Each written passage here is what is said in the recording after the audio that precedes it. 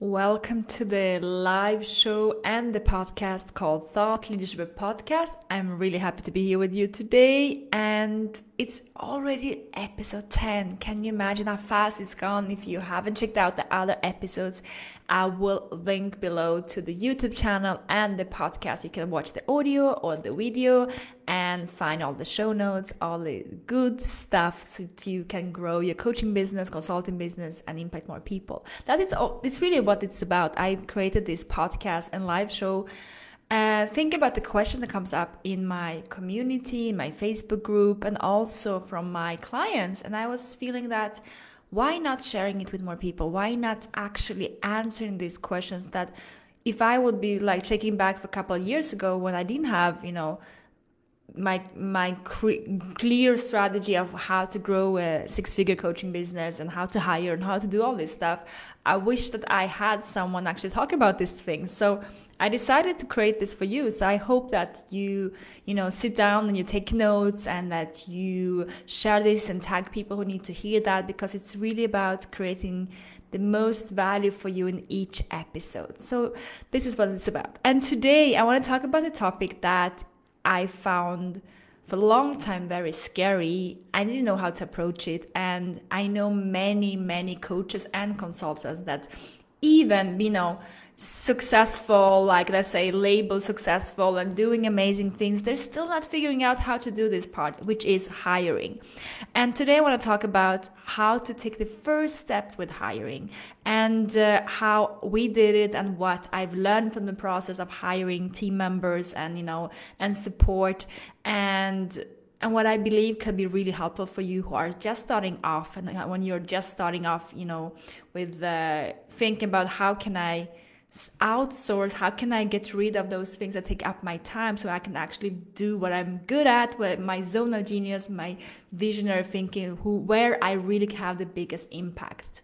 And just to give you some background of my own experience and story with hiring is that when I was 18, I was working, the only job I ever had, I was working in Sweden.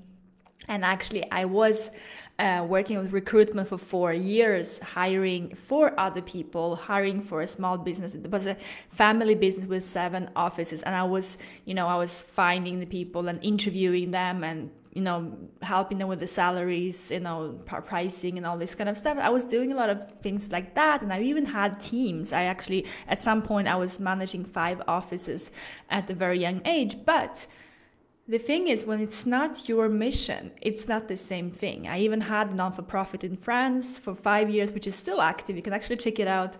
That had a team and we had people staying for years and they're still active all these years later.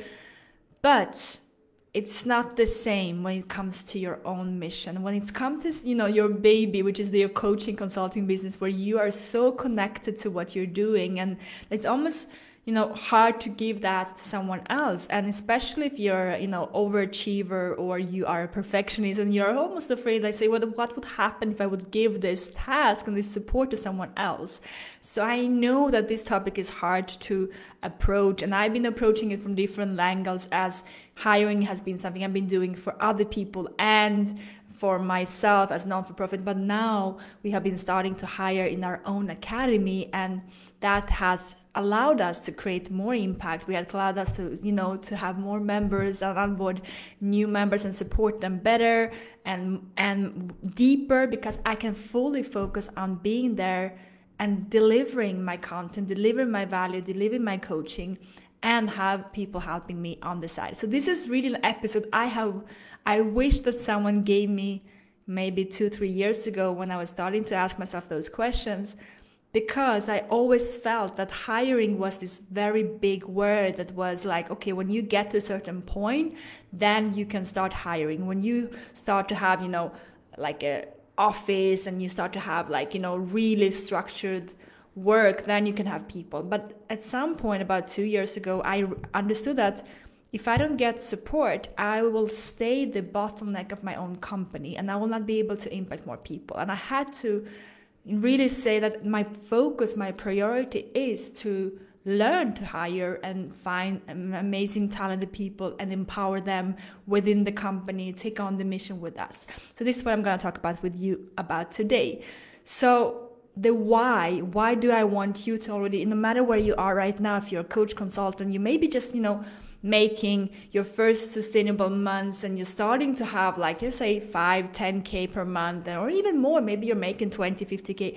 And even some people I know that are making, good amount of, in their business, and they have a sustainable business, they still don't know how to hire. So it's not about where you are. It's not, you can start hiring with very simple tasks, and you can even start outsourcing just to train yourself to not do things that are not in your zone of genius. So I don't want you to feel like I was feeling for many years that, oh, this is not for me. This is for you who are understanding that you're the bottleneck of your own company because of the amount of time that you're spending on tasks that are not bringing your mission further. So if you're feeling like I don't have enough time in my day, then probably there are things that you can either delegate or outsource, or you can get the support, or maybe even eliminate. That's another question, of course. So let's talk about what you should be doing and what you should not be doing. So if you are a coach, consultant if you're ambitious, and if you want to, if you're listening to a Thought Leadership podcast, you are ambitious, you want to make more impact in this world. So if you want to be able to scale your impact and really be out there and serving your community, serving your clients, doing what you're best at, then you should only be focused on 3 things in the day. And those 3 things is, 1, your delivery of your expertise. Every day you want to think, am I delivering my expertise? Am I, if I'm doing this podcast, I'm delivering my expertise. If I'm speaking with my clients, if I'm having a coaching session with my Pivot or Momentum members, if I have, my VIP client, if I'm out there and I'm delivering my expertise when I'm giving talks, when I'm speaking on stage, or when we could travel and speak on stage or on online stages, I am delivering my expertise. I'm out there delivering what I am, my zone of genius, my secret recipe, if you want to say it that way, that can help other people to make progress in their life in that specific field. So it's delivering my expertise. Secondly is that my second role in the day is enroll new people into my mission. And I truly believe that yes, you can have salespeople. Yes, you can have people, high ticket closers and all that, but you're the best person to sell what you have to offer when it comes to your group coaching programs, your VIP coaching programs, and even enroll people into your mission. It can be enroll people like team support, that people want to be part and become really part of your mission. It's about enrolling people to listen to your podcast or watching your stuff on social media, or enrolling to your webinars, or enrolling to your email list, wherever that is. That's enrollment. It's really the art of enrolling people into your vision and say, hey, I have something that you might want to check out and you want to go deeper. And some of them will become your clients, which is amazing because you'll be able to help them even deeper. So you want to focus every, 30% of your time in the week enrolling people into your vision. And that requires time because you need to be up. If you have been working on stuff that are draining for you in the whole day, you might not want to be speaking to people online and engaging with your community because you might be tired. But if that's what you probably love the most, if you're a visionary and if you're a coach consultant who want to impact, you love people, you want to be able to support them. So that's where you should be able to spend more time, enrolling people into your vision. So delivering your expertise, enrolling people into your vision, and then having time to think.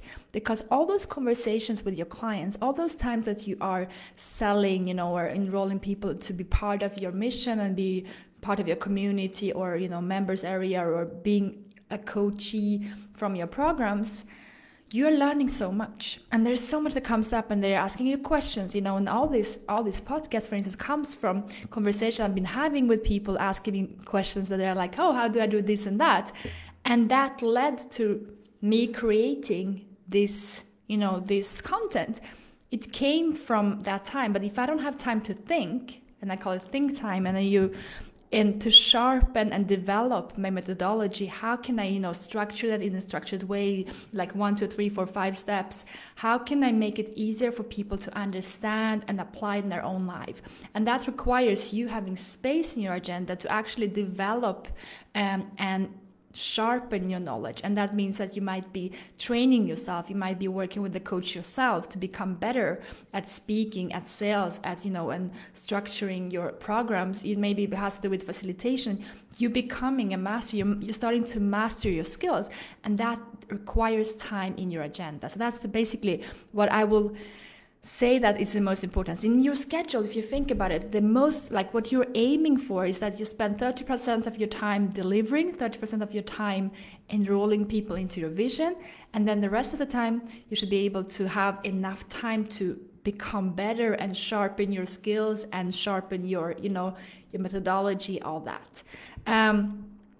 So if you don't have a team, your schedule doesn't probably look like that, because you are doing social media management, you are opening emails, you are sending this and that, you're learning design, you're learning how to edit, you're doing all these things that are very time consuming and probably draining for you if you're not a techie person and have to learn this all from the beginning. And it's not where you're having the biggest impact. So it's about understanding that if you are not taking that time away and giving it to someone else, you will always feel overwhelmed because you're doing everything and you're not creating more impact because you're not in your zone of genius. As a visionary, as a creator, as a thought leader, as a coach consultant, you want to be able to spend more time in what I just mentioned before.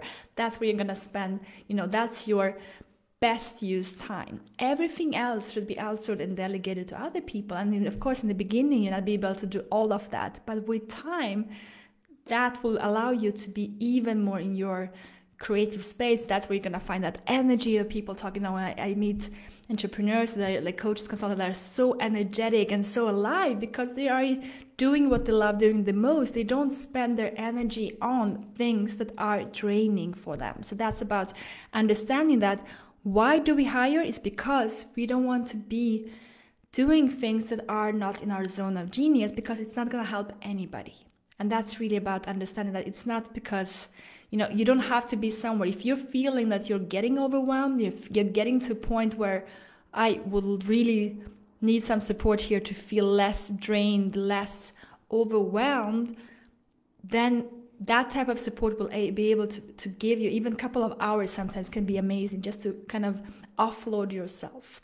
Okay, so let's talk about how do you actually do it. I want to talk about 3 steps for you who are just starting off. You might not have anybody, you might not have had, maybe never hired really, or you might have done it, but it has not really worked out.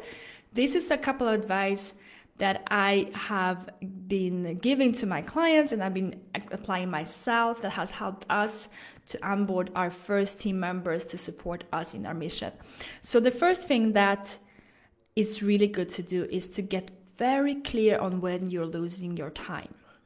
Because you might be thinking, I should ask someone, it's a question I see quite often, who should I hire first? Where should I start? What's the best, things to outsource first? And the thing is, it's not really a very relevant question if you think about it, because it has more to do in the beginning. If we're talking about outsourcing support, it's not about experts, like, having an expert doing like a funnel or a website or a branding. It's, it's actually having someone that you're paying for their expertise, helping you, more like a consulting. What I'm talking about here is the support team that is going to offload you from taking those tasks that are not going to have the biggest impact if you continue doing them. So here, I would say start checking and tracking in a Word document, very simply, like a hiring journal. I want you to track, at least for 2 weeks, all the tasks that you are doing. And here's what you do. You basically write the day, you write the task, you write how long it took you, and then you write out a couple of things that you did. So that could be, for instance, if you run a Facebook group, that may be that someone adds themselves to the Facebook group and you have a question. So you need to basically manually take their email and add to the list, and you might manually have to, save the questions somewhere, and then you have to manually add them and tag them and say welcome to the group. All those things can be done by someone else. And those is basically, I would write it down. I will write it down exactly what I did and how long time it took me. Or if you have a podcast, you might be, having all the editing to do after, and all the things that has to do with, it takes up a lot of time to the post-production of a podcast. Or it might be that, onboarding new clients, or it can be something like media and PR, when you have to do those applications that you have to fill up all the questions, and you're just feeling like it's just so time consuming to fill in and copy paste all the bios and the topics, all the stuff like that. Then that's kind of stuff that you're going to write in that hiring journal. And just to make it super easy for you, if you check in the worksheet, download below, you'll be able to find, in the first comment, you'll be able to find a worksheet that you can use that is just like a hiring journal that we use ourselves. It's super simple, but sometimes just the simple things that are going to take away the friction from you actually applying that. So that's my goal with this. So you can check in the show notes if you're listening to this podcast, or you can find the show notes if you're watching it on YouTube. You will be able to find it in the description, in the text below, and on all social media. We'll be finding that in the comments. So it's really easy for you to apply, and it's called hiring journals. You can just use that with these episodes. It's going to be even easier for you. All right, so that's what I will say. It's the first thing to do. Get very clear on where you're losing your time by applying at least 2 weeks of hiring journal, where you start to see exactly the task that you're doing and how much time it takes. For instance, for me, what I realized was that I spent a lot of time with applications like media and PR, podcast interviews. I had to write the bios, I had to copy paste, all the links and all this stuff, and kind of follow up. And that took me almost, 1 or 2 hours per episode before and after. And that was the first thing I outsourced, and I don't do that anymore. It allows me to really not to think about it. If I want to be on the podcast, or if I want to be on a show or a summit or something like that, I can just be on that. I don't have to spend all this time around. It doesn't become such a big, mission anymore. I can just be out and making an impact and actually sharing my expertise and knowledge and impacting communities and people that I want to hear the message. So that was the first thing I outsourced. It has, because just by understanding in my hiring journal, where am I losing time? What's taking up my energy? What's taking up my time in the schedule? That was the thing that was always coming back, because I love doing those podcasts and I love speaking on stage and, being with people and creating impact. So that's something I always do. So for me, it was important to be able to continue doing that without it becoming such a big, part of my week. And the second thing we did, what we actually started to outsource, was social media. We realized that we want to do the podcast, we want to be creating content, we want to be able to, be out there and reach more people, so we can actually share our knowledge and expertise and help more people. So we start to create more content, and all the back end with social media is now outsourced, taking care of our team, which allows us to be out there and create. I can spend more time creating content and not, doing the follow-up, which allows me to be here with you and to be able to create not only one podcast episode per week, but actually sometimes 2 podcasts, and why not 3? I'd be able to be out there more, which it will have a better impact on our community and our mission. So that's what I had to realize, that if I do a hiring journal of at least 2 weeks, I will start to track my patterns in the week, and I'll be able to see where can I actually gain some time in my schedule so I can do things that are more impactful for our company and for our clients and for our mission. All right. Number 2, when you start to realize what you actually are doing where you're losing a lot of time, my advice to you is to write down that task. Start with one part. So we started only with media PR, and we only started with a couple of hours per week. And then we wrote down, together with our new team member, the workflow, the work processes, everything that was documented to really understand what's going on, what are we doing, what are the steps. Because here's the thing, sometimes it feels so simple and it feels like, well, everyone can understand what we are doing. But the thing is, what you know and what the other person, their belief system, your teams, and what they are learning, what they know how to do, it doesn't mean that you have the same understanding of what the same word means. Basically, it means that if you say, can you publish on social media, just that one thing can mean two different things for two different people. So if you don't really explain, what do I mean by publishing? Or what do I mean by application and applying for this podcast? If you don't explain that, then of course there is a lot of space for miscommunication, and that's okay. But if you want to create a system where things are clear and it's actually easier for your team members to take on responsibility, take on task, you need to give them enough space so they can do that. And I truly believe, and this is something I know from having led teams before in different organizations, different occasions, is that the more you can allow people to have the information, the structure. If you create more structure, you create more freedom. And I think that if you can create documentations, workflows, processes, examples, the clearer it is what there is to be done, the less you have to micromanage, the less you have to go in and spend time in explaining and feel that frustration of, I wanted to spend more time doing other stuff, and now I feel like I'm doing all this stuff even more, with the team. That has to do with not actually explaining enough what has to be done. Many times it really comes back to it wasn't communicated in a way that was easy for that person to take and apply. And that's something that I really believe in. Write down everything, each detail of the task. If you see, and even like right now, if you don't have a team member and you're thinking about hiring someone, but start doing it anyway. Start having a hiring journal. Start to create the documentation processes. So when you are ready to get someone on board for a couple of hours, because you start to see that, actually I can do this. You'll be able to take your workflows and processes and just give it to them. And the best, of course, if you can co-create that. I think that part of hiring team members in the beginning when your company is growing and you have this flexibility of creating the best things together is that you can actually allow the team members to create the workflows and the processes, and they can see what needs to be done. So anyone who will take that document or that drive folder or wherever that is will be able to take that and apply that. So documentation and over communication, I think, is really key. Really getting good at creating workflows and processes so that if that person would not be there for 1 month, or if something changes in their life and they have to, they're leaving, or maybe something changes in your company, you still have that workflow, you still have that process that can just be applied again.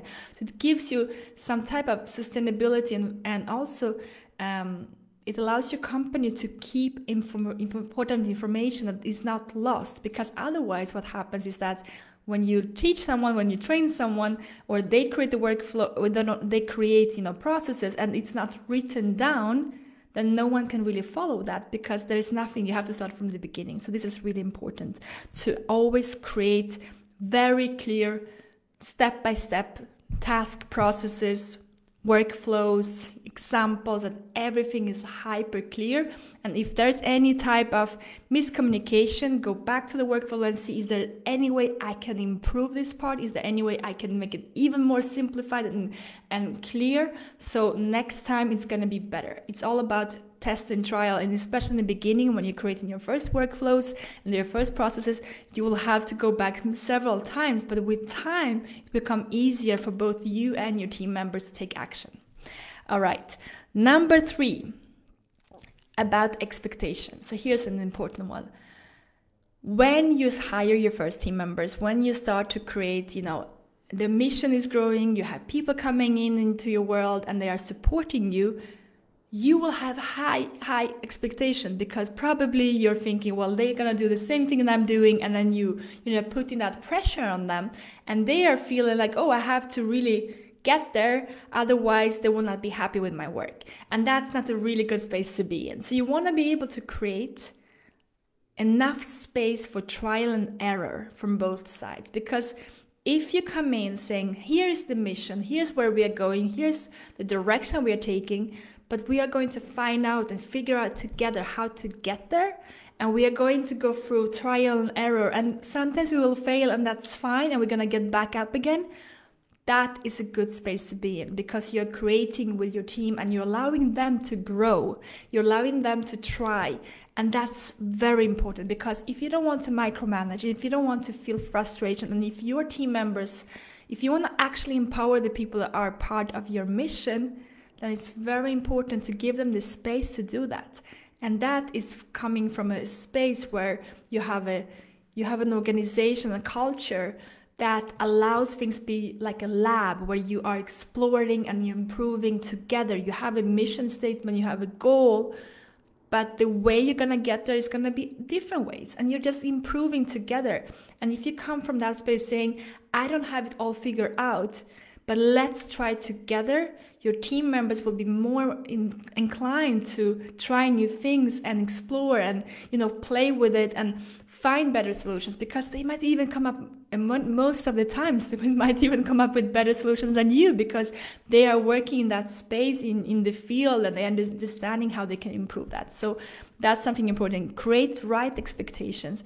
Create space to fail and figure it out, because the more you do, the more it will give back to the mission, and the people around you will feel happier to be part of what you're creating. All right, so that's what I want to tell you today. Please let me know what you feel about it, what was the most valuable, and check out below in the show notes, in the comments, the hiring journal, so you can actually use this yourself and just print it out and start using it and starting hiring and finding people going to help you to grow your mission, because it's very important to not wait too long. I would say that I waited too long myself before I got my first support members, and I'm so happy to have people and members and amazing people that are part of our mission, that are helping us to create more impact. And I really want that for you as well, because being overwhelmed and tired and drained by all these tasks that could be done by someone else in for a couple hours per week, and they will be really happy to be part of this, and you will be very happy to be able to do what you really love. It's a win-win situation for you, for them, and for your clients, and for your community. So I really want to give you this as an invitation to try, to give it a try, and start to think about, how can I have a couple of people helping me, and going through those stages that I told you about. Start to explore how you can hire your first team members a couple of hours per week, so you can start being more in your zone of genius. That's what I really want for you. All right, that was all for today. I hope you enjoyed this episode. Please comment below what you learned, what was the most valuable, and tag people who need to hear that. Share it on social media. And until next time, I look forward to seeing you then.